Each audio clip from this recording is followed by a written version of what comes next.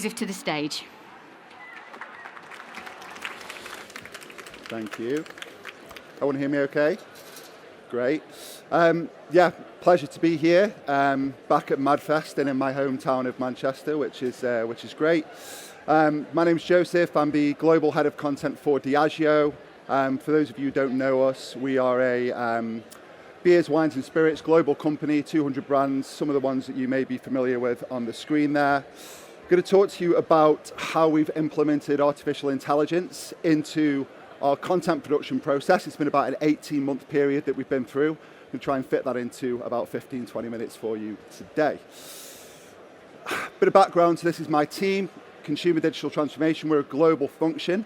We sit across all brands, all channels, all markets. We have 5 engines. I lead the connected content engine. Our role really is to build and scale the technology, the capabilities and the operating model that support our marketeers to do what they've done very, very well for a long, long time, which is best-in-class brand building. I don't think I need to go into this in too much detail. There's been a lot of talks about this today. There is this kind of insatiable, constantly increasing demand for content across all channels. It shows no signs of slowing down. What we have at Diageo essentially is several different stakeholder groups who are all working independently to supply this demand. So we're a very decentralized business. Our global brands, our regions and our markets, and then our channel teams. Remember with alcohol, a lot of business is done in the on-trade, especially for some of the brands that you saw at the start. All of these stakeholder groups own their own budgets, a lot of autonomy and ownership of how they want to produce their content and supply that demand. It's always important not to forget the role of our consumers and customers themselves. Think about some of our brands, Guinness, thousands of pieces of user-generated content per week. So all of these different stakeholders doing their own thing really when it comes to producing content. And we benefit from this approach, but it also creates challenges. I used to work in a centralized business before I came to Diageo, very much the flip side, and there are pros and cons of both approaches. So benefits are relevancy. When channel owners, regional market owners have control over the content that they're producing, it tends to land with their target customers or consumers. Compliance, we're in a very, very heavily regulated industry, obviously, and that regulation does differ significantly based on where you're executing in the world or again, which channels it is. And those local owners and channel owners being in charge of that means that we tend to stay safe in terms of how we advertise. And healthy competition, this is something I've really realized coming into Diageo, where you have so many stakeholders that can do within reason what they want and work with whoever they want. Lots and lots of agencies who see that they are competing with other agencies across the board. And I do genuinely believe that that really keeps the quality of content very high and it really holds that healthy competition across the business. There are drawbacks. Inconsistency in ranging standards, commonplace with decentralized businesses. The content tends to look very different across the board because of that kind of siloed working that we see. And the standards can slip in some cases as well. I'm obviously got to be careful which words I use here, but just take it for granted that Diageo does spend a hell of a lot of money on producing content at the moment. That is kind of brought on by this approach. And siloed processing capabilities. So when all of those stakeholder groups are able to build their own processes with their agencies, often trying to bring in their own technology, makes it very difficult for us as a global business and a global team to look across all of those different ways of working and establish what the best approach is for us to try and scale. Makes my job pretty easy. Our objective's really clear. How do we maintain and foster the left-hand side and address and solve for some of those challenges that you see on the right-hand side? And we call this our Conscious Create Ambition, which is the name of the work stream that I lead. Our roadmap for this, so we've taken, a couple of years now to assess what we think it will take to solve for the challenges and maintain the good. 3 key work streams: develop and scale our virtual content studio, create a world-class DAM, digital asset management repository, libraries where the content sits, and to build a bespoke content intelligence and planning system. Now, if you see me elsewhere on the speaking circuit, you'll see me talk about how these 3 play together. Because it's Madfest, the shiny cherry on the cake is the virtual content studio, and that's what I'll focus on today. What is the content studio? Very much the tools, the technologies, and the processes that sit in the middle of our content production capability. enablers to our marketeers and our agencies to tackle that heavy lifting that sits in versioning the master big creative ideas into the final ready to execute content. And it's not a new capability, it's something that we've had for a number of years, primarily historically made up by the grip technology, which I know a lot of you will use. I know the folks at Kellanova who are speaking later have just onboarded this as well.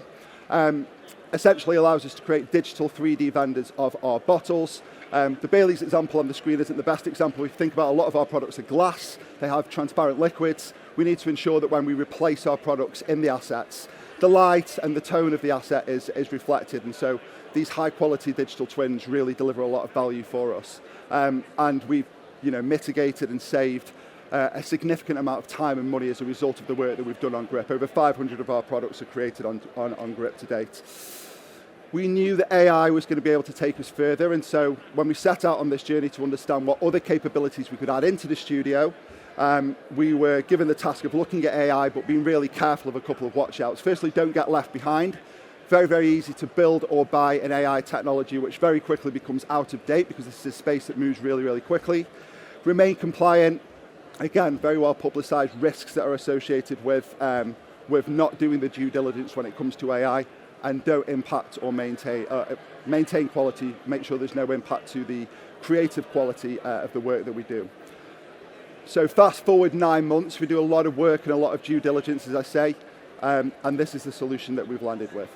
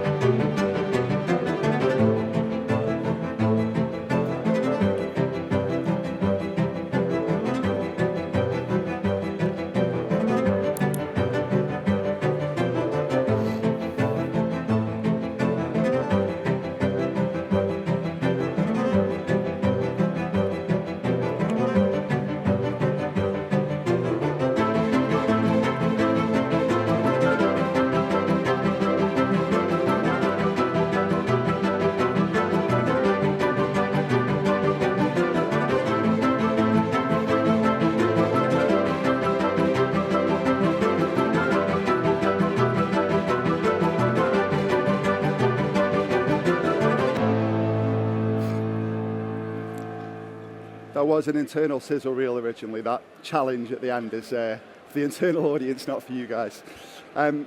So why it works for us, really critically, it's Pencil's agility and its ability to integrate with key components. So firstly, it allows us to ingest all of the key elements that we'd want to ensure fuel our AI production, our brands, our data, and critically as well, our technology. So again, thinking about grip, CreativeX, which is another key component of our content transformation journey. I know a lot of you will work with CreativeX.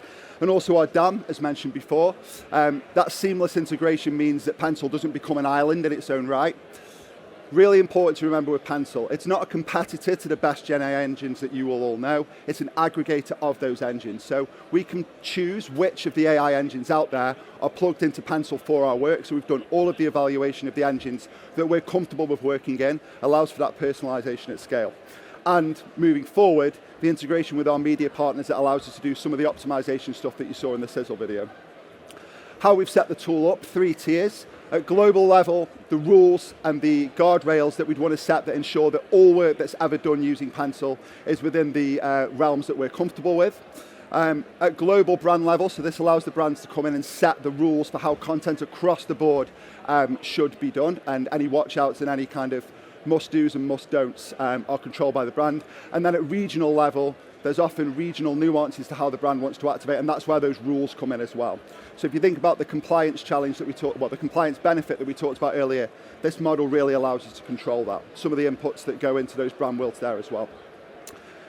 The key piece, who operates pencil, the clue is in the name. So like a physical pencil, the technology will always sit in the hands of our agency partners. And so we've rolled out the tool by training all of our global nominated creative agency partners per brand. As I said, there is a lot of agencies that we work with.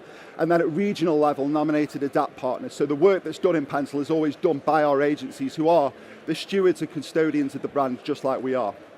How's it going? This is all work that we produced in pencil. We launched about 4 months ago. Took a long time, like I say, to do that due diligence. 2,500 pieces of content produced so far on 7 launch brands. An average cost efficiency of 40% and time efficiency of 45%. So really important with the efficiencies for me to call out. They do differ depending on what task the tool is completing. The more complex the creative task, the more the efficiency will be. If it's a really simple adapt, like changing the text, the efficiency tends to be lower. But that's the average of what we've seen so far of the tasks that the tool has completed for us.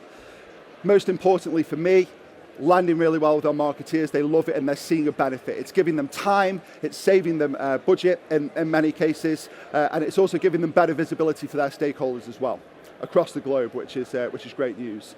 Next up, we will scale to 30 brands by the end of this year, very busy time, and we will implement and scale that API optimization. So I'm hoping to talk more about that towards the end of this calendar year, when we've got learnings about what that media account integration will deliver for us. Really quickly, key learnings, but I would advise any business of our size to take on board. You must ensure that you have the time to learn about this capability. It's new, Pencil is a new capability, AI is a new capability, and it must be tested, and we must ensure that we're using it on the right case studies. Most importantly is managing upwards. Very senior level stakeholders, very excited about AI, but they're not close enough to the detail to make informed decisions. So you really need to ensure that that education goes upwards and that they have the right context about what we're trying to do. And as I've already said, success is integration. So ensure that what you build connects with the rest of your tech stack across the board. That's everything from me. Thank you to Brandtech and Pencil and Oliver, who are our onboarding partners, all of our partner brands for the launch, and to MadFest and you guys as well. Thank you very much.